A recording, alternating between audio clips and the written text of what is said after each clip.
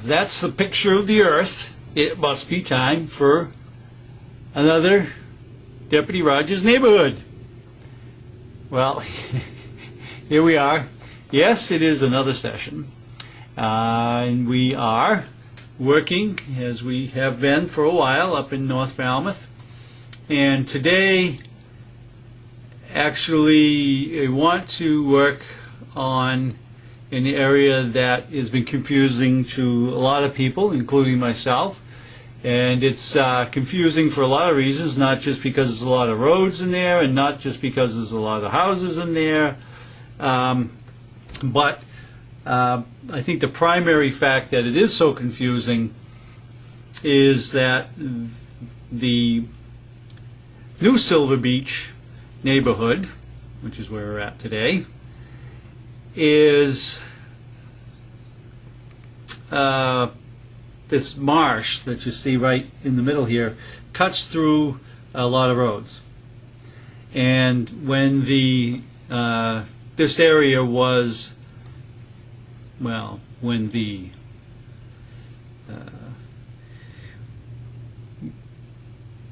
white man, the colonists, or the Europeans, or however we want to call it, I guess I was going to say when this area was discovered, but of course it wasn't discovered by us at all. I would say when this place was developed, when this neighborhood was developed, let's put it that way. In 1893, there was a group of people that decided to develop this area for housing. And I believe that their intent at that time was probably to fill in all of this marsh and bring these roads across, you know, and make this much more than it was. And as I mentioned, that was 1893. After a while, around that time, probably around the what they call the Roaring 20s, but actually it was 1895, 1898, there was actually a mild recession compared to the one we're going through now. But history aside, the initial development kind of went defunct in the late 1890s and 1900s. So they were not able to fill in all these, and now of course they're not going to anyway. But a lot of the roads here are cut off and dead-ended, and it's an area that I think is very confusing just in that aspect. It's very densely populated in the summertime, a lot of houses in there, and plus the roads are all disconnected. So we'll try to make some sense out of it, and I'm hoping you will, and I'm hoping that I will too, because it is an area that like I say, causes a lot of confusion. And just looking at this here, you can see, oh my gosh, this is just really nuts, and it is. But in this, it doesn't help with the Google currently, the pictures that they're using, the flyover, whoops, sorry about that, the flyover that they're using now is just a, it's taken when it's full foliage out. So it's not really conducive to really showing us what we're doing here. But I just want to show a few sections that we'll talk about. This area here, and we'll spend some more time with it. This area here is an area that's disconnected from the rest of New Silver Beach, and it comprises a small area, although these roads were initially to be connected, they are not currently. So it's confusing because it is, doesn't show it here, but Highland Avenue comes in off of Quaker, and then we have Norma and Denise. Yeah, I'm not even going to use this Google here because this just really isn't isn't a good setup here. But as you can see, it comes in and gets dead-ended up here, and this is, as I say, with Highland. This is where the dispatch and everybody has to pay attention to what part that we're talking about. This is Highland Ave coming up over here, but it's not connected to this Highland Ave. So we do need to pay attention to what we're going to. Yeah, I don't think I'm going to use this Google. It's with the full foliage on there. It's very difficult. It just gives you an overview, and I guess we can use it to just show some of the density that's going in to it here. Okay, well, we'll move on to a different map that I think will kind of be helpful to us. I've tried to divide this up into a few sections here that I found were helpful, and I'll call them. There's this area here, Highland and Hillside, that is disconnected or not connected to the rest of New Silver Beach. It's kind of like that Sesame Street song, one of these things, belongs to another. But this area here is disconnected. So we have to pay attention to what we're talking about here. And then we have this area here in the very center of the body of New Silver, which is very accessible from Arlington Street off of Quaker, and I've kind of thought of it in my own way as representing Arlington, Mass, being densely populated. But this area, this body in here, is what I call it's the Arlington area. So we have this kind of disconnected portion over here. We have the Arlington area over here, and then up top we have the Ocean View area, the Ocean View section coming off of Ocean View Ave off of Quaker, which is all of this area up here. And as you see, this marsh here just kind of cuts everything right up. So I guess we can look at that while we're right here. We'll look at coming in off of Ocean View Ave, off of Quaker, off of Wild Harbor Road, excuse me, and which is probably for this most western section of New Silver Beach. This is the quickest and most accessible way to go, is down Ocean View Ave. And what we'll look at while we're right here is we'll look at, see how Weston Road is your first left. It comes down here, but the marsh is really cutting it off. So dispatchers and the responding groups, you really got to look at this stuff before, if you have an opportunity, if you have a map nearby at the station, which you know you do, and also the dispatchers have to be very astute in giving the directions that we're showing this disconnection here on many of these roads in Weston and so forth, that the numbers for this section of Weston Road, it's best to come off Arlington Street and to come up, but let's not give directions all the way down. And then we also have this section of Weston over here, Weston Road over here. Okay, but as you can see, even here, and this is a prime example of why this area is so confusing. Here's Quaker Road. Here's Glen Ave, actually. Okay, which, by the way, does not have any water. No hydrants coming up on Glen Ave, but here's Glen Ave that comes up, and here's Weston. So the water system kind of misses Glen Ave, and kind of stops right in here. So it just becomes a real confusing area. So it just shows that. And the same here that happens, Glen Ave comes around this section and boom, it turns into Grove Street and right through the marsh, and there's nothing. So we really got to pay attention to that. All right. But as I say, we come in Ocean View, and we have Weston and Grove. And Grove Street is important to remember because at the very western part of Grove Street, there's a launching ramp, and it's a pretty good area to launch a boat.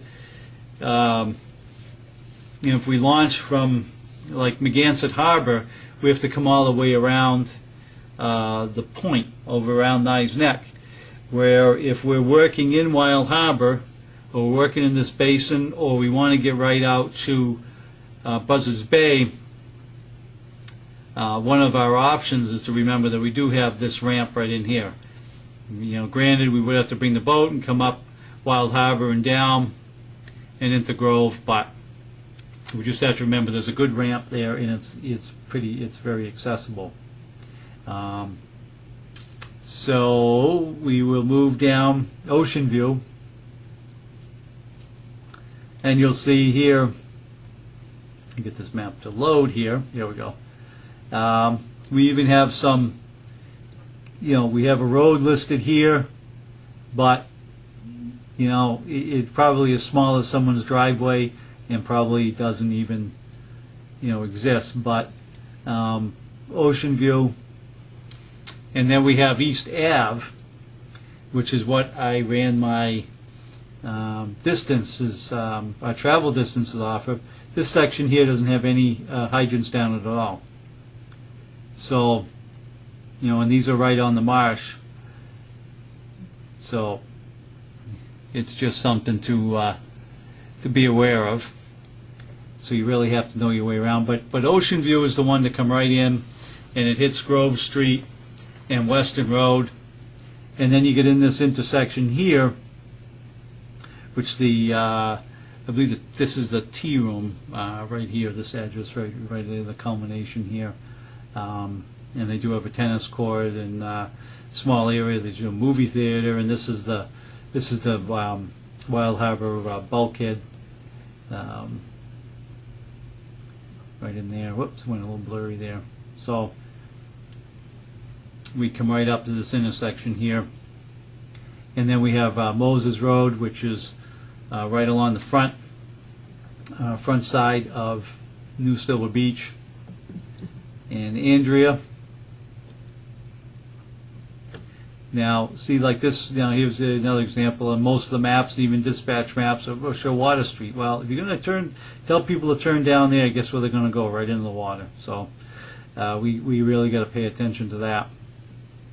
And then, Moses all of a sudden turns into Rock Street, right where it intersects with Silver Beach Avenue. So, it is something that you got to be aware of. And then Hunt Street turns into a dirt road, off of Rock, and runs down over to here, and then connects over. So it's really something that you have to pay attention to. But like I mentioned, that's what I've been trying to myself to make an understanding of this area, is the roads that are right off of Ocean View, right off of Wild Harbor, and you have Grove Street, Weston, and Ocean View itself, then East Ave, then West Ave over on the side, so east and west, and then Moses, Rock, Andrea, and then Silver Beach Ave.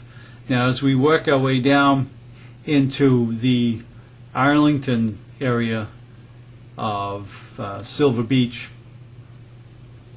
this is an area here that, especially for North Falmouth, Arlington is going to be your main road coming right in, off of Wild Harbor. But for lots of the responding apparatus, you're actually probably going to be coming in on Quaker and coming in Crystal Spring. But you're going to have to do a little finagling here, and the best of what I've found is just coming up Crystal Spring and taking immediate left on Silver Beach, and then Silver Beach will take you right down into that front section, that Ocean View area of Silver Beach. The problem is, if you take Crystal Springs, you can come all the way down, but sooner or later you're going to have to take a turn anyway, and you can turn down Arlington probably just as well. But if you don't, you're going to end up in this area up in here, which is kind of messy. And anything on the west side of Arlington, these roads just kind of peter out and end. So, and I will mention that right around here or slightly up further, the new Silver Beach sewer system has a lift station there. It's actually about 10 feet off of the ground. It kind of looks like a raised beach house, but it's actually a lift station. It has to be above the flood zone. The pump and everything else is up in the air, and the pipes come up. It's all for the sewer system. But if we're driving up there, we should know that it exists. The sewer system exists primarily because we have our fellow town workers are up in that area servicing these lift stations and these below ground areas. So, you know, we hopefully, knock on wood, we won't get any calls out there. But if we do, we have to be aware that that actually that exists. So in this Arlington area, yeah, we make this just, there we go. Okay, so you got Silver Beach Avenue, Crystal Springs, and Wicker Tree, Highland, and then up here we got Glen Ave swinging around off of Wild Harbor. So Highland, Hillside, Wicker Tree, Crystal Springs, and Silver Beach. Okay. And it shows on the maps, will show these roads. One's called Waverly, and I forgot what the other one was called, but they are very, very, well, they're narrow, and they're basically just cut-throughs between people's property. So you do have a little, you know, you do have to pay attention and make sure you direct people onto the main roads. There we go. Okay. So as when you come in, when we come in off of Crystal Springs, the first road we're going to come to is Laura Street, and that will shoot us down into Hillside. But you know, that's just one of the others. See, we got Hillside over here and Hillside over here. I wish they had called one side Hillside Road and one side Hillside Ave. But you see the way the numbers run, there's these two kind of empty lots, and they're not connected. And I would recommend that you drive out there and get your own feel for it if you haven't been out there. I know some of the guys up in North Falmouth do, and they know this area very well. But you get into this area here, once you get past, what was that, Norma, I think? Once you get up in this area here, it just kind of, you know, kind of gets into a no man's land. And the numbers from Hillside all of a sudden stop and meet up in Wicker Tree. Even though it shows it coming off of Quaker, it stops very quickly. Boom, you think, oh yeah, I'm going to shoot up Wicker Tree. That's one of the main roads in New Silver. It doesn't end up. Boom, you end up dead-ended right here, and you're going to have to start it all over, you know, here. So that's kind of where that is. It's kind of a grid development. You know, the roads that go east and west and north and south. Good thing to know, you know. But primarily we're looking at coming in Crystal Spring, Arlington, Ocean View. And we got to know that Glen Ave, Grove Street is cut off, and then as well as Weston is cut off up in here, and Hillside ends. But you know, even up over here, we're showing Highland Ave with a couple of houses on it in the 115 area. And I did drive up in there, and there's actually new lift station that they put in for the sewer. Right up in here is just like a manhole. This area here actually rises. If it dips down this low area and then rises up over here, but there's a dirt road, 3 or 4 houses at the very end of it, and no hydrant. It's only a couple hundred foot lay, but it is something that we have to be aware of, and I think that comes from the people that are up in North Falmouth, but it also comes from the dispatchers of being able to pay attention to this and know that even though there's a paper road in here, that it's not a real road. Okay, I'm not going to belabor that anymore. I just want to take a quick look at this map here. It's not really going to show us anything more than we haven't already spoken about, but I think the reason I show these different maps is only to show the different perspectives, and each one is good in its own reason. And that first map I showed you is the new one on the Town of Falmouth's website, on the GIS section of the Town of Falmouth website. They've done a really good job of updating it and make it very graphic. This one here is very similar to the dispatch map, so that's why I show that, because and one of the reasons I'll show it as well is because it does show these shaded areas as actual roads, whereas this section here, even though it's on paper and drawn, it doesn't exist. So, and that's what we have to pay attention to here, and it actually shows that Highland comes down to a little cul-de-sac, in this house here, but ends. So those are the things that we have to pay attention to, and also look at our numbers. Like on Highland comes up, 37 and 41, and then this number is 34. Well, it's 34 what? Well, it's actually 34 Glen Ave. And it can only, but it looks like it can be accessed from either way.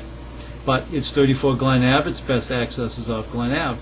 Highland goes up to 41, and then moves around, and here's 53 over in here.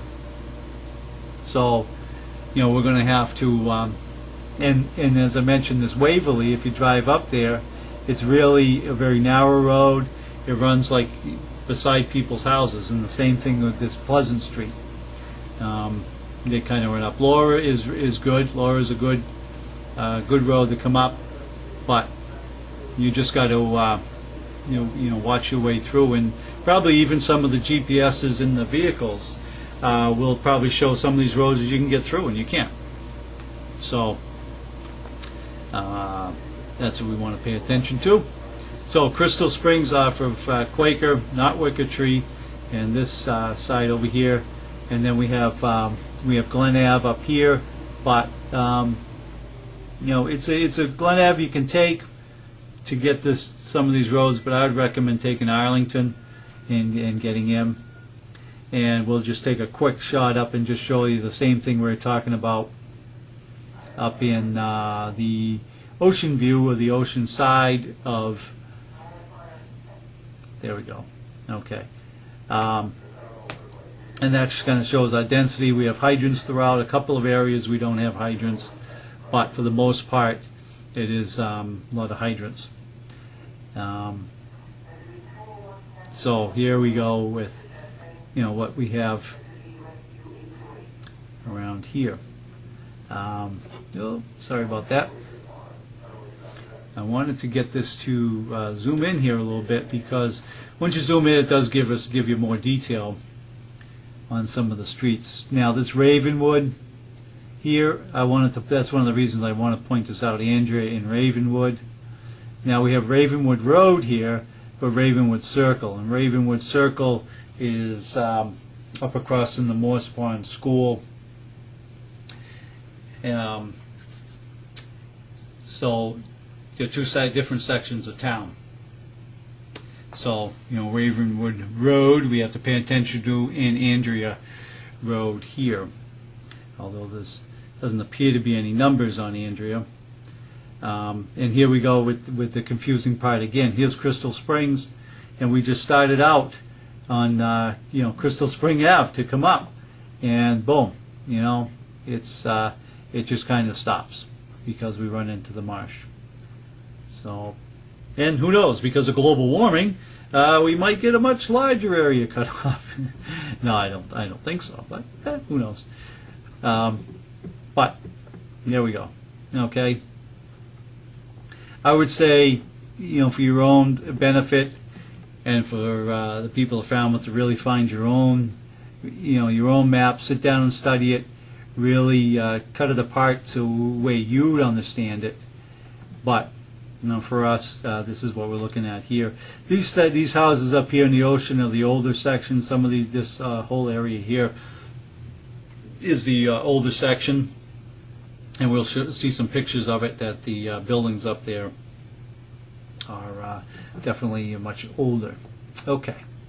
We will now, I want to, I know what we'll shoot for some of the pictures here, just to take a quick shot.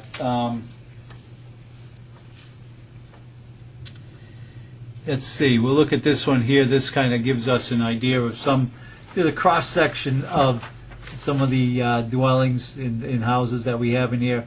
This is typical of some of the houses you'll see in here. This is one of the probably one of the original cottages. I wouldn't say it's 1800s. This looks like probably 1930s vintage here, and you can tell by the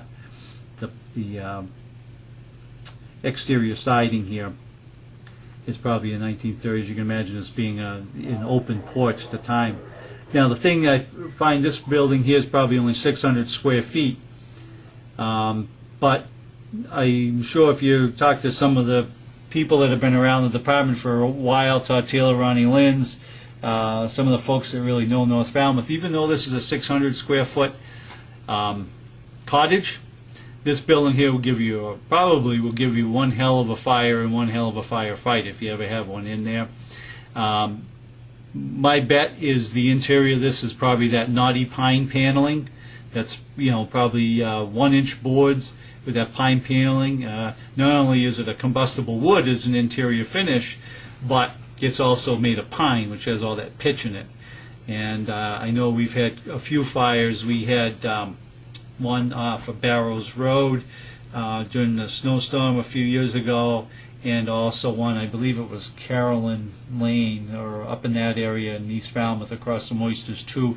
That gave us a hell of a fight, and that was also had that knotty pine paneling in there. So if you're seeing heavy fire come from something like this, don't be afraid to go for something big. Plus, on the rescues, you realize these houses here have been cut up into small rooms. There's probably some, this could be a seasonal cottage, but some of the other folks, I know there's a lot of older folks that are still living in these cottages, and they're probably full of stuff. So, just something to be aware of, just to show you a cross section of what we got. This is the ramp that is on Grove Street, and also the Wild Harbor Yacht Club boat storage or garage there. It's a pretty good ramp as far as that goes. This one here is showing the tea room, and it's been recently remodeled. Pretty good sized structure. I'm saying, good 2.5-story wood frame commercial building. It's been there forever, even though it's renovated on the outside. It's probably got some of its old bones to it. And I think during Hurricane Bob, I think the water actually, I wasn't out there, but that's when Breaker 15 went for a little float. I think the water came up almost to this door here. So, but that is the tea room there. And this is one of those houses that's up on Moses Road. And I basically just wanted to show you the size that these things are.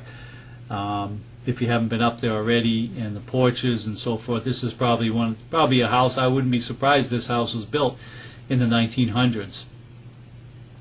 Probably balloon frame construction. Even though we're talking a 2.5-story building, it's already 8 foot off the ground with the cement foundation. So, 20. You probably took 25 feet. Anyway, to the roof, with a garage underneath. So, and then the one next door, same thing, renovated, and they are pretty close together. So, we in these areas here, we're separated by probably 20 feet, if we had one of these buildings really going with radiant heat, we do have to look at an exposure problem. And obviously one of our first lines would be on the exposure as opposed onto the fire building, because we want to contain the fire. So as we pull up, that's just one of the considerations we want to do. But just want to point that out. In this picture here just shows one. This picture here shows one of the newer houses. Probably, we're probably looking at, they tore down one of those cottages. It looks like maybe they merged two lots together. Gives a little less density. This is this is a newer home for sure. So we really have some differences in the construction types and the sizes. But as you can see, there's nothing of the 10,000 square foot as we do up in Ballymead. This house here is probably 2,000, 2,500 square feet. Probably in that range. Whereas the other one was probably, the other little cottage is probably 6,800. So that's that. Okay. And I just wanted to show this here, just showing when we were just looking at that other house on Moses Road there. This is from the ocean side, just a picture I took from across on Crow Point at the end of Bay Shores Drive. Took across, and just to show these houses as far as being on the ocean side, and what they look like from that side. You see them from the street, but it's also good to see them from the ocean side. And here's that house we were just looking at right here, and how it looks on the other side. And this is the one next door to it over here. So, we do have to, it doesn't look like we have any access problems. I don't think this breakwater is, right up against the house. But that's one of the things that, we'll be looking at, just to give you a shot from the other different perspective. Okay. And we'll just take a quick, like we always do, take a quick review of what we have here. Let this come up here. I don't know why it takes so long to load this up. Oh yeah, okay. This is good. I know that there's something there, so we'll let it load. Okay. I don't know why it's taking so long to load here. Frustrating. Okay. Well, has that come in yet? Oh, there we go. That's what we wanted to do. Computer was a little messed up at the moment there. Okay. All right, so we're looking at the new Silver Beach neighborhood. Pretty densely populated.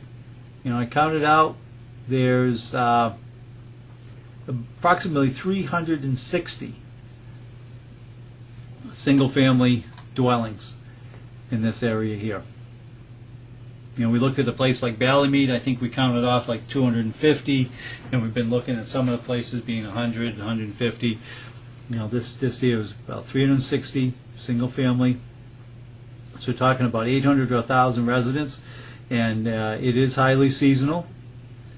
There are quite a few people that are there year round, and there is the one commercial wood frame with the tea room, and they are primarily wood frame, and the construction type is probably from, well, not the construction type, but the vintage is 1893 to current. So it also gives us some very high density in that area. The main roads, as we mentioned already, is Crystal Springs, Silver Beach, kind of goes east and west. Crystal Springs is right off of Quaker, and Silver Beach running down Arlington comes right through the heart of the development, the body of it, right from Wild Harbor, right across Silver Beach, and then Ocean View as well off of Wild Harbor, and gets us right up typically right up in the oceanfront ones. And Glen Ave, mentioned before, is one of the first ones you come to on Wild Harbor, and it does get into the development, but you do have to take some cut-throughs in order to get there. Some of the other ones, this is what we're looking at, is on the ocean, what I call the ocean view side. You have West Ave, East Ave, Grove Street, Weston Road. And Weston we'll see in the Arlington area because it gets cut off, right? Weston gets cut off. Grove actually begins because of the marsh. And Moses Road is right on the beach, as well as Rock Street. And then Ravenwood is very, very short little road up there, Ravenwood Road. And as opposed to Ravenwood Circle, right, which we mentioned was in the Grassmere development. And Andrea, Rock Street, and Hunt. And Hunt is a sneaky little road because it is a dirt road and is kind of tucked in behind. Although on paper it shows it going all the way down, in reality it doesn't. And then the Arlington area, remember I kind of look at that as the body, the middle of the neighborhood. And then Weston Road that's cut off again. Glen Beatrice is one of those north-south cut-through roads, just like Waverly. Not very wide and probably not well maintained. So we just have to be aware of that, dispatchers as well, or us to have our knowledge. Silver Beach Ave, Crystal Springs, I mentioned. And be careful of Silver Beach Ave, right? Because it's cut off by the marsh. And Wicked Tree as well. Okay. Laura Street is one of the main north-south little cut-throughs that connects some of the roads. Waverly Street I just mentioned. Pleasant Street's the same thing, very small. Highland Ave and Hillside, and both Highland and Hillside are cut off by that marsh. And that marsh is pretty significant because it's a tidal, but it also shows the water level. And I mean like that, I mean the groundwater level. And they have a lot of problems in there with flooding during extreme high tides, and like I say, mentioned the hurricanes and so forth. And that's one of the reasons why they put the sewer system in there, was because they didn't have a very deep water table. In that other section that was mentioned off of Quaker, it's very important because here we have Highland Ave, and here we have Highland Ave up here. So we have to remember that the two are not connected. We have Winifred Road, Laura Street, Denise, and Norma. But we also have Hillside in there too, and Hillside comes up and stops. And the same thing in Wicked Tree. Remember, you look on the map, Wicked Tree does come right off of Quaker as well, and it ends. 2 or 3 houses in, it's done. So we have to pay attention to that. So that brings us to our hazards. A lot of times we came to some of these housing developments, there really wasn't any hazards. I mean, yes, the hazard is each of the single-family dwelling and the people within it, the property. No, not so much. Here we do. We start to look a little deeper into some of our hazards. We have to be deeply cognizant of these disconnected roads and the numbering systems that's there. We have to be cognizant of the sewer lift stations that are located there, and that they do exist, and they are a confined space issue if we have some folks involved with that from our town, DPW. The tea room, okay, the Wild Harbor itself, that whole anchorage there in Wild Harbor and beyond out to Buzzards Bay is all Wild Harbor. It's enclosed in by that, Crow's Point and Nye's Neck area, so it is kind of a sheltered embayment. And we have the Grove Street ramp, not necessarily a hazard, but more of a resource. A hazard, yes, hurricane tidal surge, because it's in one of those like velocity zones, and once you get to the tip of the like a V going into Buzzards Bay during a hurricane, if it fills up, that all fills right in, no place else to go. It's just going to go right into the point. The marsh itself is a hazard. We haven't had any recently, but I do know in past years we have had the marsh grass fires, which have been pretty intense. And people get very nervous when they see those marsh grasses going pretty close to their house.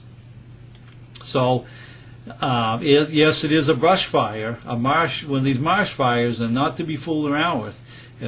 High heat, they move very, very fast, and whether there's wind or no wind, these marsh fires will really take off, and you really have the potential of getting some of these houses involved. So, yes, it's a brush fire, but you may want to look at it to be kind of even a, much more than that. I wouldn't have any problem, hook it into a hydrant, which you're going to need to do anyway. You may be battling this with hand lines, but you also may, look a little bit more resourceful if you set up a deck gun right from one of the engines that gets there right off the truck, and can kind of surround it real quick. So you want to be aggressive with those marsh fires, whether there's any wind or not.